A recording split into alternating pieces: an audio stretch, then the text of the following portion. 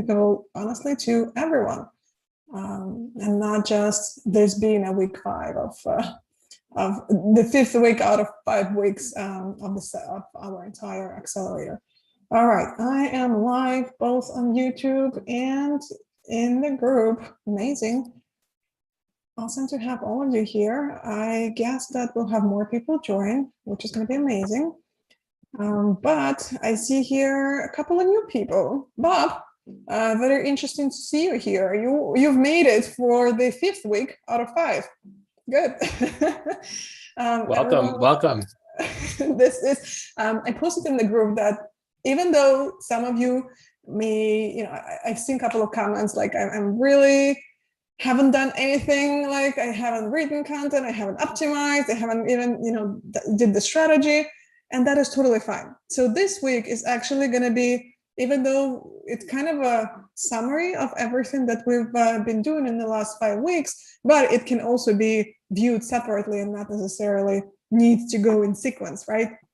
But today's session is going to be all about understanding, measuring, reporting on the ROI and the results of our efforts, the SEO content efforts, and all the optimizations efforts that we've been doing, either in the last few weeks in this accelerator, or maybe you've been doing this in the last years, right? So I think that this is going to be a very interesting and applicable session to everyone. But this is week 5. Welcome everyone, and more people joining, which is exciting. Probably almost everyone who's been here in the last couple of weeks are actually here, which is amazing to see all of you here. Tamara, welcome back. Carlos, new headsets, or like, what happened? All right. And Nathan, take it away. Sure. Welcome everyone. Today's all about impact, right? And Natalie and I were chatting right before this. I'm like, I'm going to make data interesting today. Natalie said, but it is interesting. But it is interesting. It is. This is legitimately my favorite part. And the reason for that is, if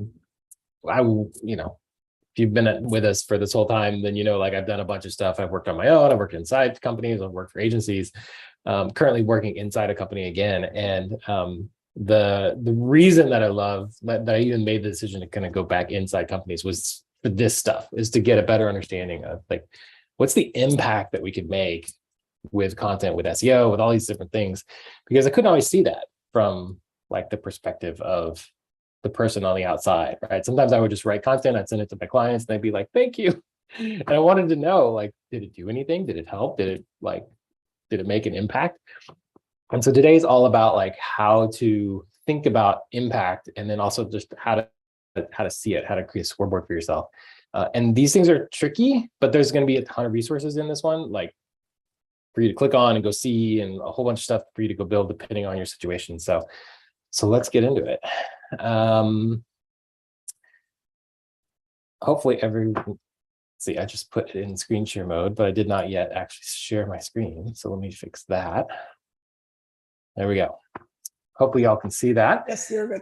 The results your boss and clients actually care about.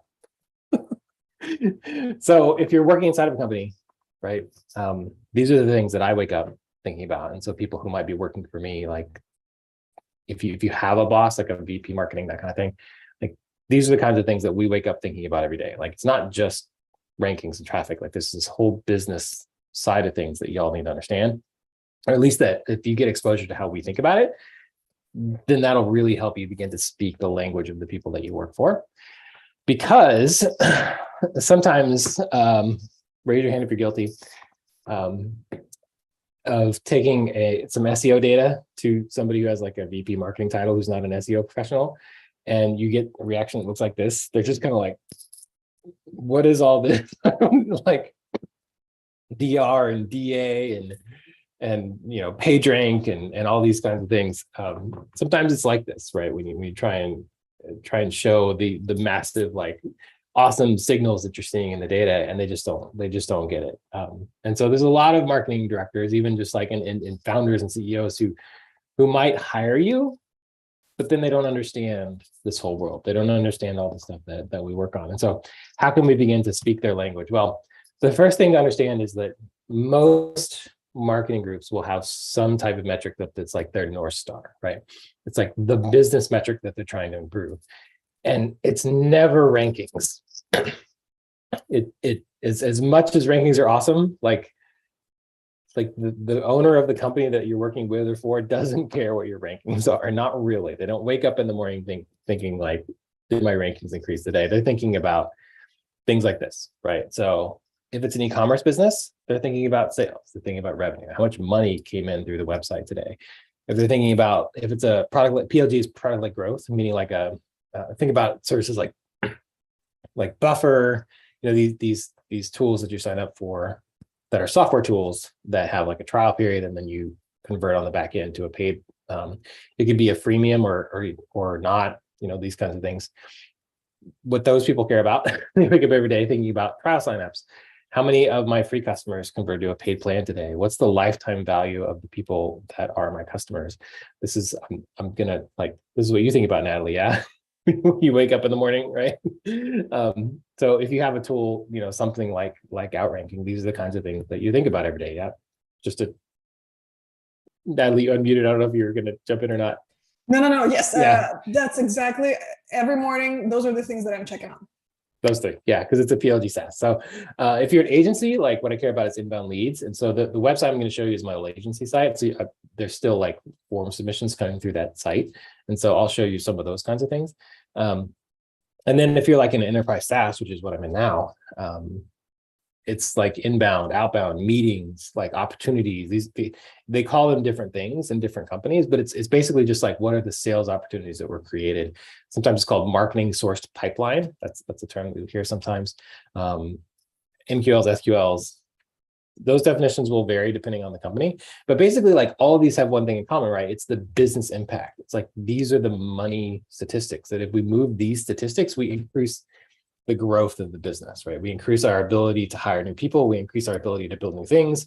We increase our ability to do much more as a company. We grow the actual business. And so is there a place for rankings? Absolutely. So let me tell you sort of how I think about this. And so the question is, how can SEO professionals specifically show the business impact of their work? Like, and so even within my company, how can I show the impact of the SEO work that we're doing to my boss and my boss's boss, right? So my boss is the VP marketing, my boss's boss is the founder, right? Because sometimes data is a little bit humbling, right? It can be, you try all these things and you think they're gonna work, and then maybe they don't work as well as you hoped. But that's okay, right? Because other times data is phenomenal. Sometimes data is just triumphant, and it's about the best feeling in the world when there have been several situations in my career where I've been able to bring numbers to somebody who'd never had numbers before, and just to be able to show that and show the impact. And if in a couple of situations where it's been really good, and I'll show you one of those here later, the reaction you get from the founders when you can speak their language and show the impact of your work to them in language that they understand and care about, it's just like, you'll be their friend for life. Like, oh my gosh, Nathan's the first person who ever came to me who was an SEO professional that actually spoke in a language that I understood, because everything else that I heard before was stuff I didn't understand. So there's really just two things, which is, right, know your targets and then track your progress. That's what we're trying to do. And so there's three specific things that go into what I consider to be a full view system that will show you the impact of the business impact of SEO, which is, I track search rankings, I track traffic, and I track conversions. Those three things combined is what gives me a view that I can make good strategic decisions about what I should be building and how things should be how I'm doing and what I should be doing moving forward. And so this is what allows me as a director to, when I look at these, I can make decisions about improving things that aren't working well, or if I want to like double down on an area that is working well. These three things combined are what show me what I should do. And so the two people normally do are the first two. I've talked and worked with a whole bunch of like agency people over the years, both in sort of like some coaching environments and some sales environments. And then also like I've had several SEO agencies that I've worked with, and then one that I helped build. two actually that I helped build. And many SEO agencies, they only track and report the first two. And the problem with that is I can't tell you how many websites I've looked at where I've gotten, access to the Google Analytics, and and I'll get in there, and there's always maybe they'll have 200 blog posts, right? And I'll just first time in, I go and I look at the pages, and there'll be like 5 of those 200 that are 90% of the traffic, right? And so there was one in particular, just to give you one story, where we were selling customer support software.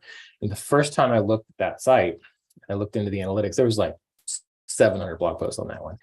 And 60% of the web traffic to that the entire site, blog and marketing site included, the organic traffic was coming to one particular blog post, which was like, it was like 17 Zoom tips and tricks, which was a good article. It was really helpful for people, but it got 0 conversions, none.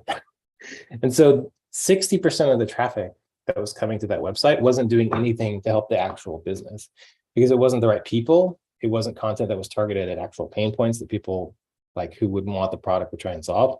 It was just an interesting article that almost by chance started to rank. And then like, that was pre-pandemic. And then when the pandemic hit and everybody tried to figure out how to use Zoom, that article went like off the charts for months. And so we had this situation where if you're just trying to optimize for SERP rankings or traffic, what you get is SERP rankings and traffic. You don't actually end up getting the right people to come through. And so that's why I have to look at all 3 of these combined. Because it's not just those first 2. Like if you want me to give you traffic, I can give you traffic. That's easy. But what we actually want as business owners and the people who run marketing departments is I want traffic that is the people who are in an active buying cycle. Like I want people who are researching the problems that my product can solve, or people who are actively making like comparisons between my product and another product. Those are the people that I'm trying to capture. So here's how I do it. So number 1 is actually really simple. I don't know, is Panko on yet? Yes, no? Yes, I'm here. All right, I'm gonna, I've used Ahrefs in the past. I'm currently using SEMrush. They're both very good tools. I like them both. I don't have a preference between either one. And then there's some stuff you can do in Outranking. So I'm gonna like unshare screen, and Panko's gonna like jump in and show you some of this stuff. Maybe. Right. Yes. There we go. There we go. Okay, let me just find that right window. And here we are. Okay, all right. So let's look at one particular website that is super interesting that I stumbled upon, and I'll show you why it is super interesting. Because the site just recently launched in May, right? And in August, it has like almost 4 million keywords ranking and traffic of 3.5 million. That's insane. Like someone would say, like, how the heck did that happen, right? So anyways, we'll get to that. But let's look at quickly the ranking data that we see over here, right? Like in SEMrush.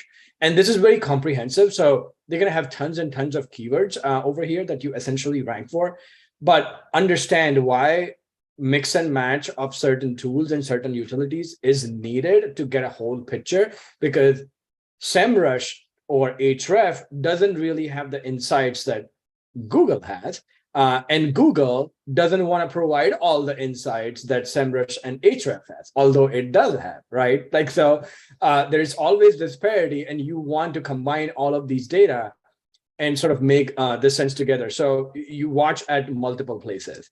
But what you essentially do is you can start selecting the keywords, and you can start adding them to your tracker, and you can track them on consistent basis. Now, the keywords that I tend to track are the money-making keywords, right? Like not everything that essentially just I see over here, right? Like it needs to have a certain amount of intent that I'm trying to target. Like people are looking for a specific product or a service, or it's just super important for me to bring that valuable traffic on my site. So I'll start tracking those keywords.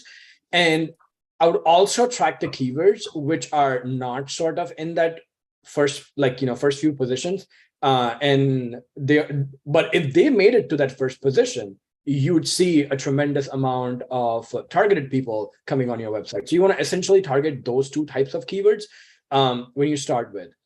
When you recently published like just a new blog and you want to start tracking it, I wouldn't say that that's worth the effort just yet, right? Like wait a few weeks before you start seeing it, at least in the top 100 position, before you start making some adjustments and tracking it, like whether it's worthwhile or not. Because most of these tools are going to be target, like their expense is based on how many keywords you target. So you want to be mindful of what keywords you target, as well as target the ones that are super important to you.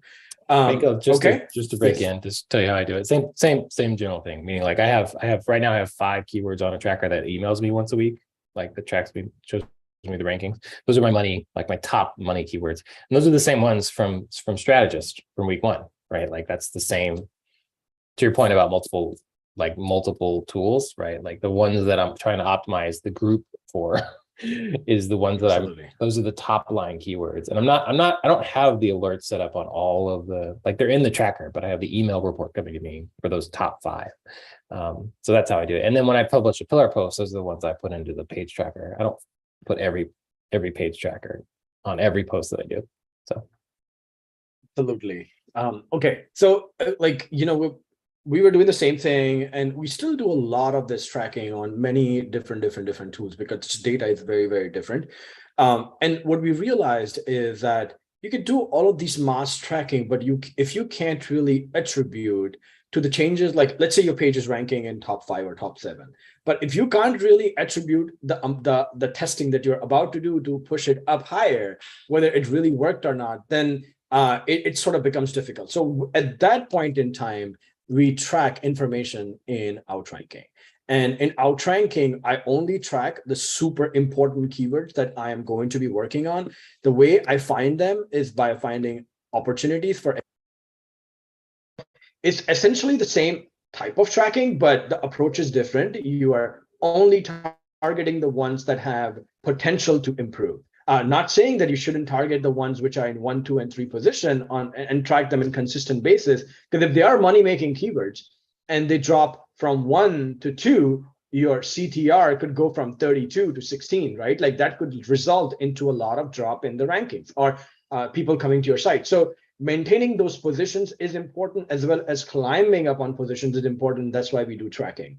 Once you have started tracking them, you can get onto the granular basis and try and see, right, like how they are improving over the period of time, what improvements you are making in your checklist score, and how they're affecting your ranking improvements. Now, I'm also tracking some of the keywords here where I'm also optimizing them for conversions. So I'm not just tracking any keyword, right? Like if that page is not bringing me any conversions, sure, it's good for traffic and it can pass on the authority to some of the other pages, but that's not something that I really want to track. What I want to track is my money-making pages and make them make an ongoing effort in optimizing them on a regular basis and seeing that attribution work in real time. So the 2 reports that you could really work with, like, I showed you on SEMrush, but Ahrefs works pretty similarly. If you have SpyFu, they have very clever way of tracking as well, right? It sends you all the alerts of positions going up and positions going down.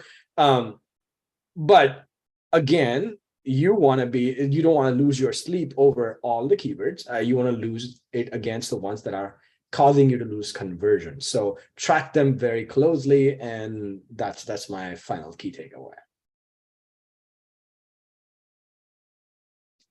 Cool. And I hand it back to you. Nathan, is that questions? Yeah. No, I think it's pretty straightforward, right? Like, and when you're tracking keywords, you can track 1 million keywords. Like, and I've seen e-commerce sites, right? They track millions and millions of keywords. But there are certain products that work better than the others in terms of conversions, right? Like those are the ones that they're really tracking closely and making sure that they improve them on time if they start losing ranking, make them more relevant. And if they're not climbing up, what changes that they can make so they can climb up higher. So you track that as well, right? Like that's just the basic game behind tracking the most important keywords. Yeah, for sure. And I think the mistake I've made, and I've seen a lot of people make, is they try and track way too many of them, and then it just becomes overwhelming. Like you can't, when you're watching 300 keywords and you're trying to like optimize for all of them, like you end up like you're paralyzed. You can't make good decisions in that scenario. And so 5, 10 is even a lot at any one given time. So I try and narrow it down to about 5 that are like the ones that I'm working on at this particular time. And I really like, again, to go back to week 1, the strategist helps me sort of like, okay, I'm working on this cluster right now. Like, and the top keyword in that cluster is the number one I'm trying to push, because I'm trying to build authority around that whole topic, right? And so it's not just that one page, like everything I'm doing around that particular keyword should have an impact. So cool. Let me jump back into it. Just to say it as well, like we've talked about money keywords. I think the most common money keywords that I have ended up using tend to be like they're category keywords, because I work in software, right? So it'll be like the category. So payments for SaaS was one, that SaaS payments platform was one that I had at my last stop. And then the other ones are like versus. So sometimes it'll be X versus Y, HubSpot versus Marketo. If I was at Marketo, I would want to own that one, right?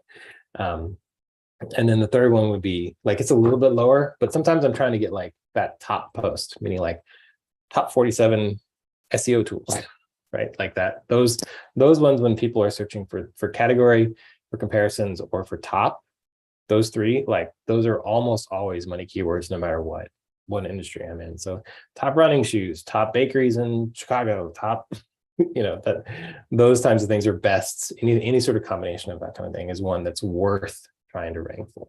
So it's like, I have an example, right? So in the last company that I was working in, I wrote a blog post called PostgreSQL versus MySQL. And I think I showed an example of that. It's just still ranking at number 1, although many versions have passed by and it's still outdated, but it's still ranking at number 1. Yeah. Now, it has tremendous amount of traffic, but they're both they're both open. I mean, one is open source, one is not.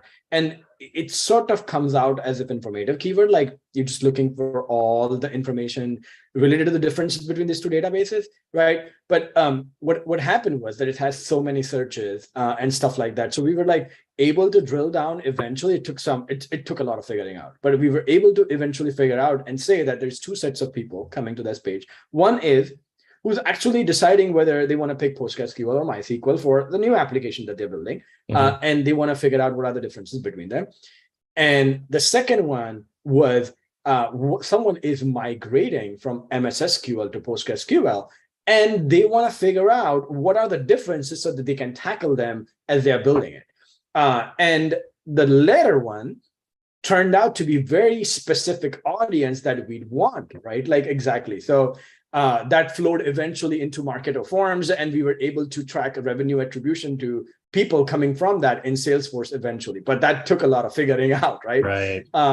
And the first part of keywords, we understood like, okay, there's like 5,000 people coming on this keyword. What do we really do with them? So we nurtured them through a secondary CTA into the learning environment that we had, which was open to everybody. And that flew, like, a few people from that as well flowed into the lead nurture and became customers, right? So it's really powerful in terms of targeting this keywords and paying close attention to the kind of traffic that's coming out of it.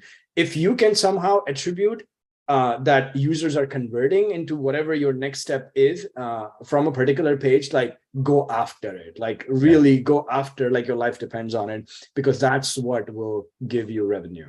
Right. And I think there's 2 pieces there too, right? We've been talking about getting content to rank, but there's this whole second motion, right? Which is once you get it to rank, now I've got 1,000 people a month coming to this. I know that there are some conversions coming off of this. Can I make those conversions be, instead of 20, can I make it 30? Right? Because now I just increased the business impact of that post by 50%, right? Like that there's a whole second set of things that are business impact types of things that you can continue to optimize that post by tweaking your CTAs, by popping in like some irresistible offer at the bottom. Like there's 100 different things you can try, and you should be trying all of them. Right, once you get that post. And I like, once we get like if you're talking about specifically conversion, I have a couple of tricks for affiliate marketers that tend to work quite well too. Let's come back to those at the end, because I've got a couple. I'll come back to that. I've got a couple specific sort of tricks that have just every time I tell other people, people go, "Oh, that's great." So I'll give those at the end. So stay tuned. There's a teaser for the end. Like you gotta stay on for the rest of the session, and we'll give those. So those are the sort of the three tools that I'm using. I'm using SEMrush plus outranking. You can use Ahrefs, and then as we showed in previous weeks, there's a bunch of data in places like Google Search Console that you can do a lot with here. But the top 5 for me, that email report that I get every week, I just got it today. My positions are down to on my number 1 keyword, so I got work to do. I just started working on it like a week and a half ago, so lots of work to go there. That's the primary one, and then I wake up and I spend a lot of time thinking about the content that I already have that's already ranking. Like, how can I get that to convert better? So speaking of conversions, let me move forward to the other 2 things, which is traffic plus conversions. So I monitor traffic from all sources, and I do this weekly. And the reason I do it weekly is just, if I do it every day, it like, some people get in there every day, and it just, there's the natural sort of ebbs and flows. I usually will peek at it, like most days I'll peek at it just to see. Sometimes you get that spike thing happen, right? Where it has nothing to do with SEO. It'll be like a social post, right? Where somebody mentioned you in something somewhere, and all of a sudden you got like double the traffic that you would normally have. And so it's good to sort of be monitoring that. But the way that I do it, this is my old agency site, and so you'll see that the traffic is very low. But I can't show you the sites of the companies that I'm actually working on. Like so I'm stuck with this property that I own, but the things are all the same. And so this is Google Analytics, kind of the classic version of it. So they've recently come out with GA4. I'm going to have to learn GA4, but I haven't yet. So what I'm showing you is this version of it. It all exists in GA4. It just, we'll all have to sort of learn how to do that. But it's very, very straightforward. It's just, I come here, acquisition, I go to all traffic and then channels. And so you should see, these different channels, and some of you might have more channels than these. And so this is, and normally if I go back, get a bigger sample, if I go back about a year, it'll give me a lot more data that you can see that better at. So the sites that I look at tend to be, it'll be anywhere from a few hundred people a day to a few thousand people a day. That's how I end up looking at them. And so I like to look at things in general. My standard reporting is weekly. You can see the spikes. These are social posts. That's what happened on these days. And then I like to look at it kind of by month too, just to see if there's a trend. Now, what I want to see is that up and to the right? Not this like agency site that Nathan doesn't even use to optimize for SEO, but this is where you can find it. It's over here. It's under acquisition, all traffic, and then by channels. And then if I want to drill in, I can just click here, or I can click here, and then I can do secondary dimensions if I want to see like what the actual pages are that people are looking at. So the reason that I like to look at all traffic and organic traffic, like I look at both of them. And the reason for that is if we do our work well as content marketers, the search will go up, but the direct will also go up. You'll see an increase in direct traffic, because what happens is that people will search, people will see your stuff around or whatever, they'll be searching for you, and then they'll get interrupted. Right. And then they'll, like later that night, they'll pick up their phone. They'll be like, oh yeah, I was going to look at outranking. And like, it's a different device, and they're logged in now on their personal Google account instead of their work Google account. And so now you get a second ping, but they just go outranking.io. They don't come through search, right? And so you should start to get at this pickup of direct traffic as well in parallel with organic. The organic will increase at like a higher, more predictable rate, but you should begin to see it in both those places. And so I want credit for that. So I educate my boss and my boss's boss about that the way that works, the way that that's the regular way that people interact with websites, is that they're always kind of bouncing in and out, right? Usually not just one session. A lot of times they'll come back. And if they come back on a different device, coming in a different way, it'll show up in the indirect as well. Sidebar, those of you doing ads as part of your strategy, shout out to my friend Charlotte, who taught me this. Almost nobody ever clicks on like ads on LinkedIn and Facebook and all this kind of stuff, right? And to the point that they have like a bad reputation now with marketing. Like, why would you pay for all this stuff? And I'm telling you, we put it on the last form I was working on last at my last stop. we finally added like, how did you hear about us? And so in the attribution software, there'd be like a form fill, and the attribution software, so Marketo, HubSpot, whoever, it would attribute it to direct. And so what that says is that the attribution software, the first time that they saw me come in as a lead, the first time they were able to pick me up was just me coming directly to the site. So outranking.io, and then I fill out a form that would get matched as direct. But then there'd be on that form, we said, how did you hear about us? And I can't tell you how many times it would be direct, as the software would say this was a direct like lead. And then the thing that they actually wrote in the field would be LinkedIn. And what happened is that they're scrolling LinkedIn, they see one of our ads, right? Like we're doing video ads in particular, we're really effective. And then they just pop open another tab and just type in our brand name. And so they would come in direct, even though they came for that. They never clicked the ad. They just came over themselves. And so people do that all the time. So a lot of people will come in through organic search that way to your homepage, or through direct to your homepage if you're doing ads. And so these things, they all connect together. And when you understand that about attribution software, that like what your attribution software says is not necessarily the actual experience of the people who come to your site. That I'm going to come back to that here in a minute, because it's really, really super important. Put this back on the screen.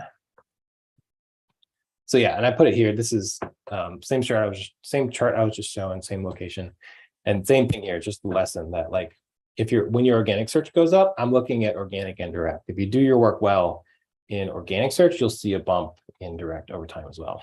And so this is what I actually look at is not this. Like this is what I look at when I'm drilling in things, because I know GA really well.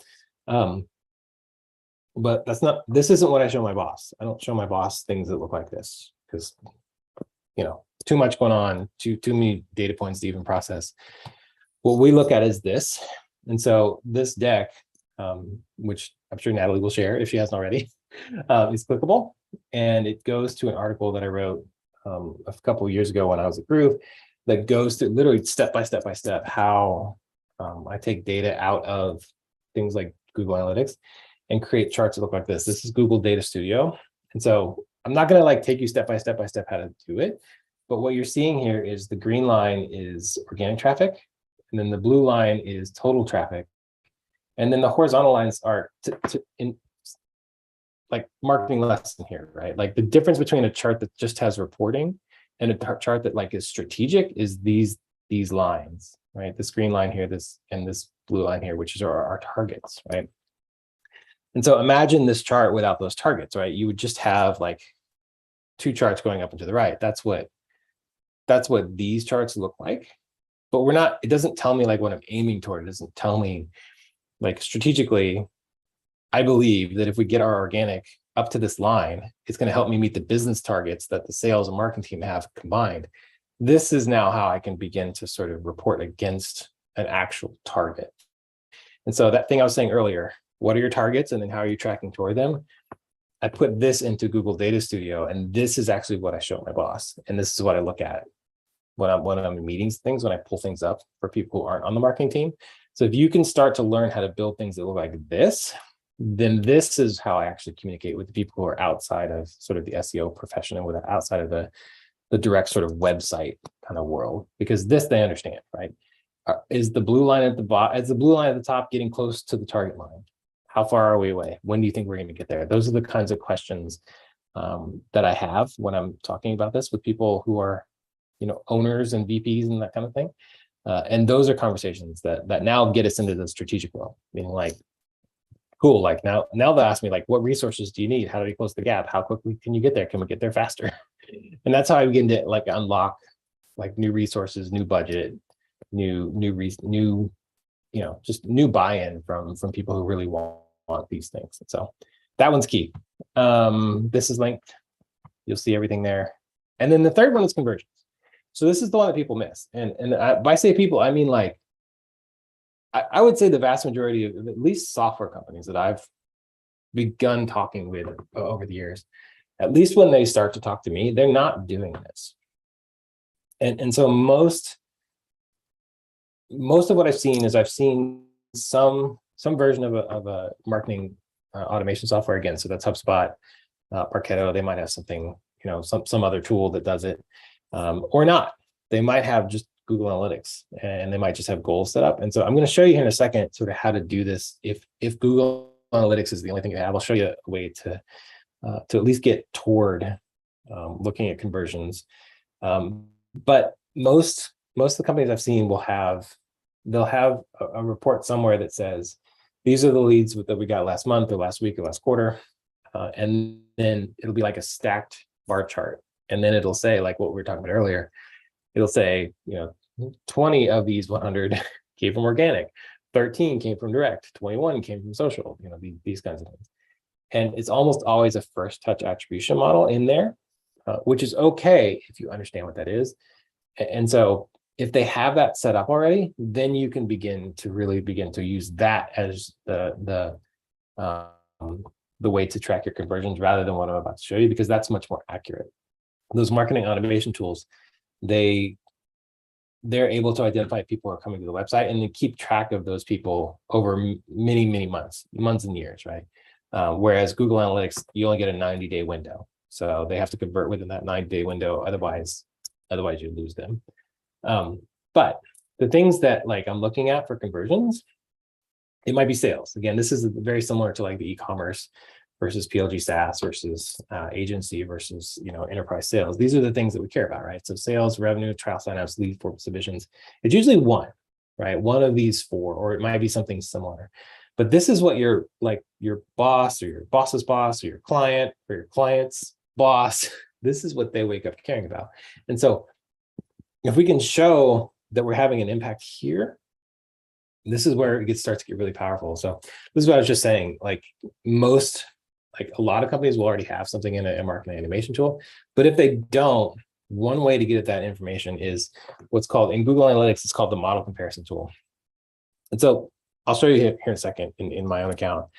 You've got to have a goal set up for this to work. And so in GA, if you don't know how to do that, I'm not going to take you through the details of it, but Google, set up Google Analytics goals. When I was running all the operations at Grow and Convert back 2018, we actually, one of our onboarding steps that we sometimes had trouble getting companies to do was actually just setting up a new goal for us inside of their Google Analytics so that we could do this specific report. But once we got it set up, that became how we created baseline conversion data for everything else. So let me actually show you where that is. So inside of Google Analytics, it's under conversions.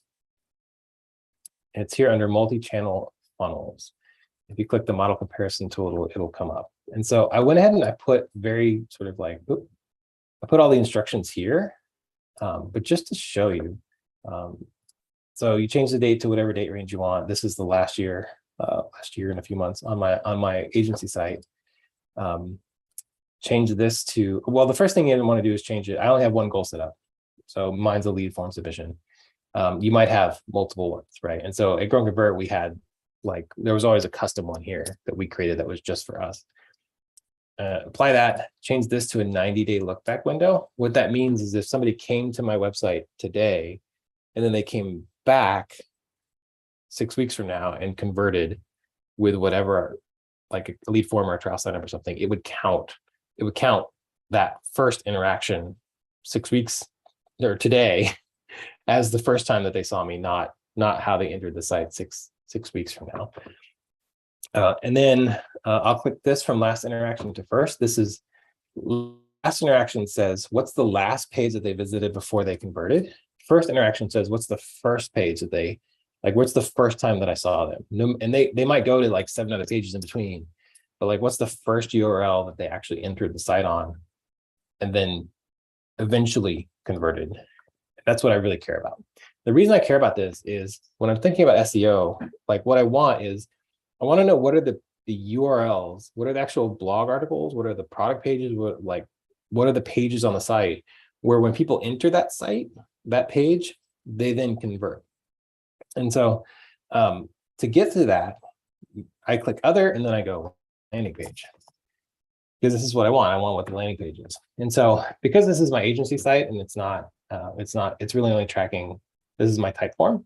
The tracking here is not exactly the way that it is when I look at this on company sites. What I normally will see here is I see a bunch of URLs that that pop up, and then each one over here will say a first interaction conversion. And so I can, because this is called the model comparison tool, I can, if I want to, create a second column that will show me the last page that people went to. And so again, because I only have the setup for one, it's showing me both of them here. But then the way to change this from, or the way to really see this from an organic perspective is to go medium for a secondary dimension.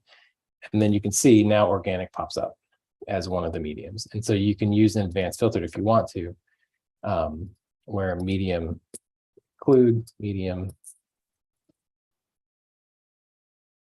equals organic. And so that way I'm only going to see that one here that's showing up as organic. Now, to show you a better sort of example of that, there is a great article written by Benji and Davish from Grow and Convert. Let me see if I can get to it here. Move my zoom out of the way. And they have the screenshots that I used to look at buried in here. And you can see this is them talking about first click attribution versus last click attribution. And then what I would normally see would be something that looked like this. So you would see, to zoom in on it, this is what I look at when I look at these things today. You'll see there's like a list, right? And then it'll say, again, you see top lead generation tools is what Pankal and I were talking about. What are the last click and what are the first click conversions? And so the one I really care the most about is this one, because this tells me that this page is bringing in people, regardless of how many people it's bringing in. It brought in 13 people in this particular time period that actually converted. In this case, it's into a trial signup. And so that's the kind of stuff that I look at on a daily basis. And that's what it will look like when you get in here. And so this article goes through what I just showed you, like in a lot of detail. And so again, just same thing, I showed you landing page URL. And then you end up seeing something that looks like this, where this is the column that I really care about. It's back here. The downsides of the GA tool is that I only get 90 days, right? I only get if somebody visits my site and then comes back 6 months from now and converts, then they don't see the first page. They really only are going to see the homepage on that one. And so that's why the marketing automation tools do a better job of capturing it. Now, to say it again, I think this is another thing that I educate my boss and my boss's boss and my clients on, which is not every lead submission that comes to my site through my organic search efforts is going to convert in a way that the tool can see, right? So same thing I was saying before, somebody might come to the blog and then they might come back later, like 91 days later, and all of a sudden, like now the SEO work I did isn't going to get credit in the tool, right? And so I can only prove this, but what I know to be true is that there's this other impact that just isn't being captured by the tool. And so what I talk about to the people that I report into is I talk about baseline ROI, which means, hey boss, if I do this work and I'm able to create 40 conversions a month, that means that the amount of money that we're spending on this, they were spending 10 grand a month on it. And I know that if I get 100 people to sign up, then that equals a lifetime value of above $10,000. Then I can say, hey, I have a positive ROI on this. I know I can prove that. Now, I also know that there's a lot more that I'm doing here. Like I know that the tool doesn't capture every lead that comes in based on my work, but at least I'm creating like a baseline measurement that gives me something that I can prove over time, right? And so that is something that over time, this phrase, baseline ROI, everybody, like the leadership people, they respond really well to this line of thinking. And so this is how I talk to them about it. I say, SEO does a lot more than just what I can measure, but this is what I can measure. And so this is the number that we're going to look at. This is the one I'm trying to improve. Just together, you and I will understand that like, there's more to it. Like I'm getting a bigger impact than this in a whole bunch of other ways. But this is the number that I'm trying to improve. And this is what we'll look at every time we talk about this. this piece of it, tracking conversions, this is the step that I see most companies miss. And just to say it, just to step back, right? When you only report on rankings and traffic, you're an expense. You just are. And that's why SEO efforts are so quickly cut when people start to make layoffs, when people start to let go of agencies. It's because the VPs and the directors and the owners, if the only thing you ever show them is rankings and traffic, they haven't yet tied the impact of that work to the business metrics that they wake up caring about. And that's true of employees as well as agencies. But when you look at rankings plus traffic plus conversions, those three things in combination, that is what actually allows me to make better strategic decisions about what I should be doing, about the keywords I should be going after. I don't care about that top Zoom, like top 21 Zoom, like tips and tricks. Like, I don't actually care about that, right? I can rank for that, but it doesn't bring me the kind of people who are actually going to change the scope of my business. And so what I want is ROI. What I want is conversions. What I want is business impact, not just traffic. When you do that, then you become an investment. Because if you can show a positive ROI, then that's when owners and founders, they'll just give you more money to just make that stuff happen faster. Because why wouldn't they? Because it's an investment, not an expense. That's how you really become a business partner, and that's how you show the impact of your work in these ways. I think that, yeah, your assignment today is build your scoreboard, right? So set your targets, choose your money keywords, decide how you're going to track them. But the thing I really would love to see is that thing Pankla and I were talking about earlier, like bring your list of money keywords to the Thursday session. I'd love to see what some of you all are like, we're going to go own these keywords because they will impact the business. If we bring traffic to articles that talk about these keywords, it will bring us the right kind of people who will sign up for whatever it is that you're selling. That's what I'd love to see on Thursday. I think that might be it. That is it. Cool. Happy to answer any questions that you have. Pankla, Natalie, jump in. Add anything that I missed. I think you pretty much covered everything well-rounded. We can give them some tips and tricks on how they can go about improving this conversions on some specific pages. Like, let's say you drill down on the page that aligns with what you do, and it's bringing tons of people. Now, how do you convert them, right? Like, so having not only proper CTAs at the end of the page is going to make a difference, right? Like, that's a very common standard practice. Like, everybody throws a CTA at the end, right? But an ideal way of going about this would be finding out that trigger, right? Like, when someone is reading about topical authority and they come to a section where they want to learn how actually you can build the topical authority, you're not talking about that, point them to that, right? Like, so what many people do is they tend to send them to the sign up page, even though it's not the most obvious thing that you would need to sell at that point in time. Right? Like, so you want to be more focused on sending them to the right pages that will further their journey. Eventually they'll convert. But if you don't move them in the journey and just constantly try to convert them every possible way, what's going to happen? They're not going to convert, right? Like, this is not what they are here for. And that's why you'll start seeing those bounce rates go up and people just leaving your site. So now you found a way to get them to your site. Now find a way to further them in the journey and take them closer to what your objective is. Maybe that's another page. Maybe that's another page that's leading to another page, right? Like, whatever that case is, you need to think a little bit about this as you are building out your CTAs on the page. Super important. Second, it's like, finding that right trigger. Like, where can I put a particular link or a CTA so that it's obvious that this is my next step, right? Like, you're not leaving them to guess.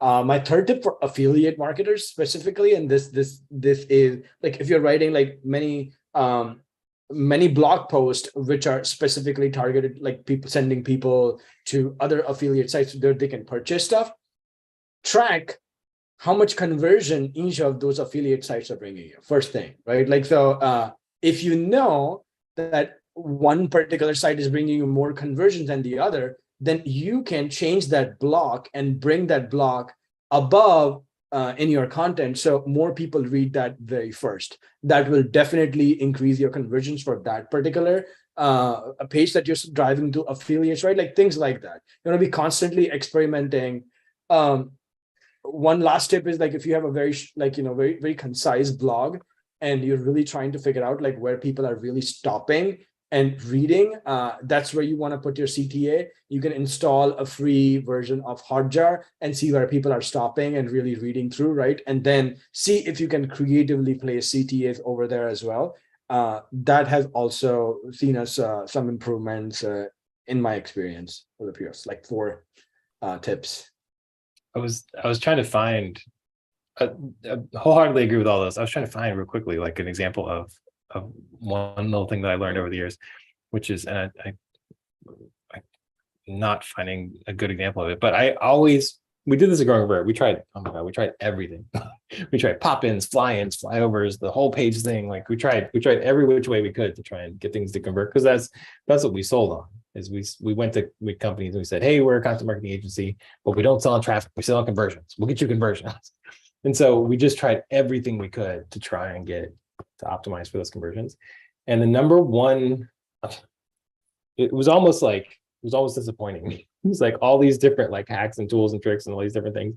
Was just, I'll find one here in a second, but just an inline CTA, meaning like at the bottom of the first section above the H2, above the first H2, we would say, like, want to learn more about how Lead Feeder can help you with, and it was just contextual, like whatever that article was about, click here to learn more.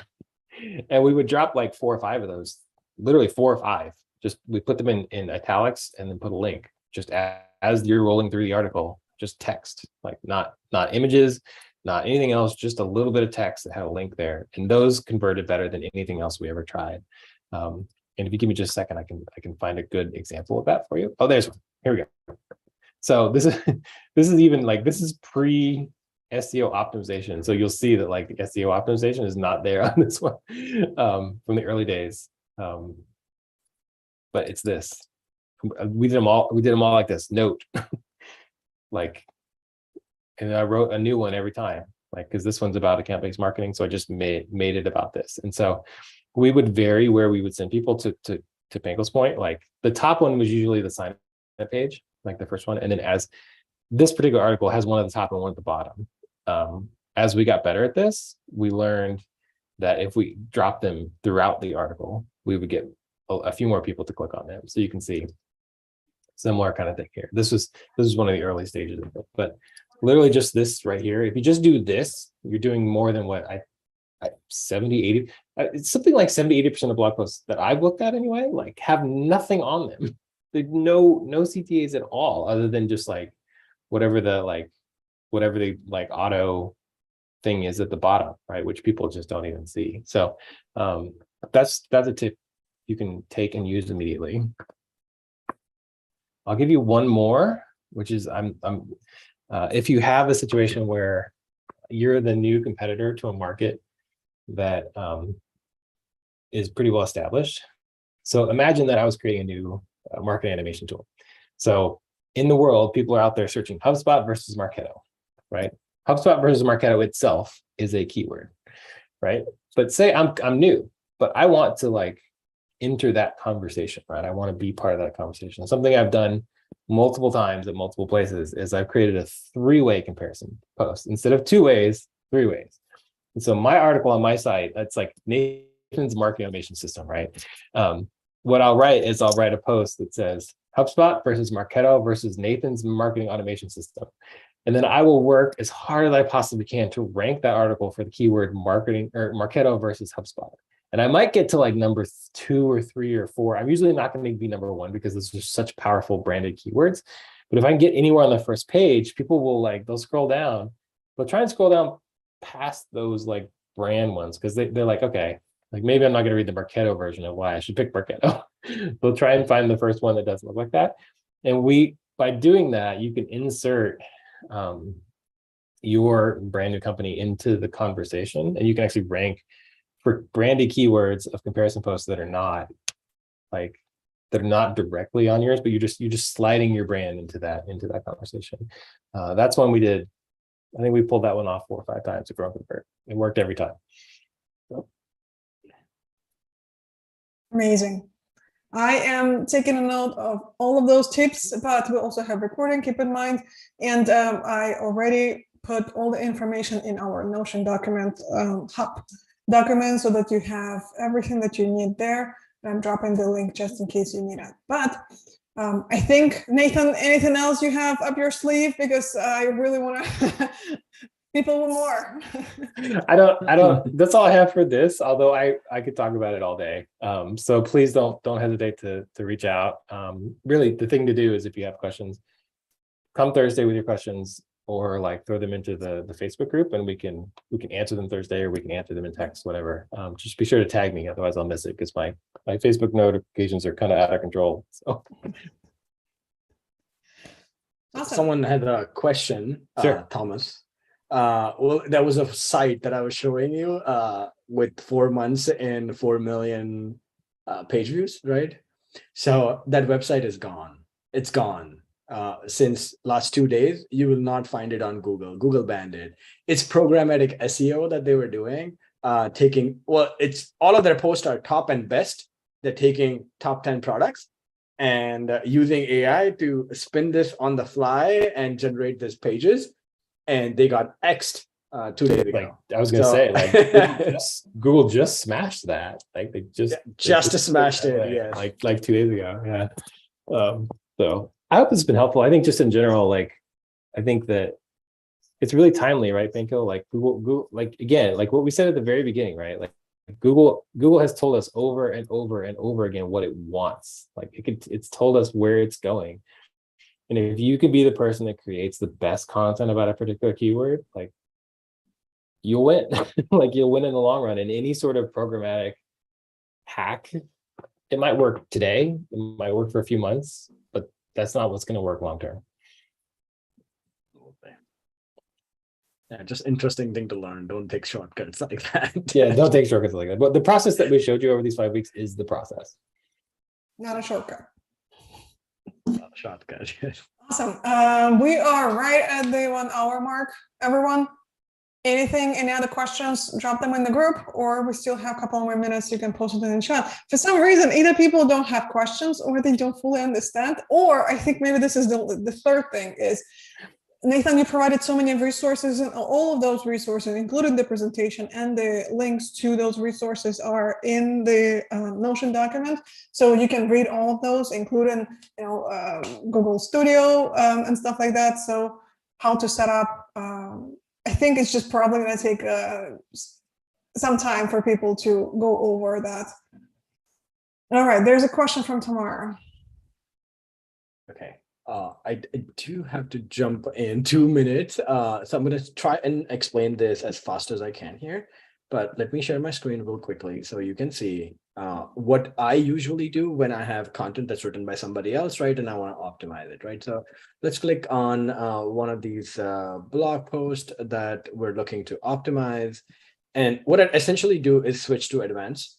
And then I'm going to go down and check like every recommendation that's stopping me from making this green all the way. And what it's telling me is a little different title. Okay, if I can live with it, then I skip it. If I can't live with it, then I'll go and change it. It's still a benchmark, right? But you will see that, all right, I've not mentioned user intent. I've not mentioned search intent marketing, types of keyword search, right? Like those are some really important topics that I'm missing. So find out what is really missing and see if you can really add them. And you are adding them to a point, like just don't keep adding them blindly. If they don't make sense, don't add them, that's okay. But if they make sense in any sort of relevant way, even remotely relevant, then go ahead and find a place for it and see how you can include these keywords in your H2 and H3, right? So this is super easy. What are the different types of search intent in marketing, right? Like, so you're not targeting search intent and marketing terms together. Yeah, sure, it's not exactly search intent marketing, but these are NLP terms, right? So they have the stop words missing from them anyway. So I could say search intent. What are the different types of search intent in marketing, right? And then I can refresh this and I will see that this is tick marked over here. So you do like, you do all this in the tool inside of Outranking, because that's how I do it. Right. Yeah. Yes. I'm not doing it over in Docs and then pulling it in later. I pull it all in, optimize it here, and then go take it wherever I need to take it. Yeah. Right.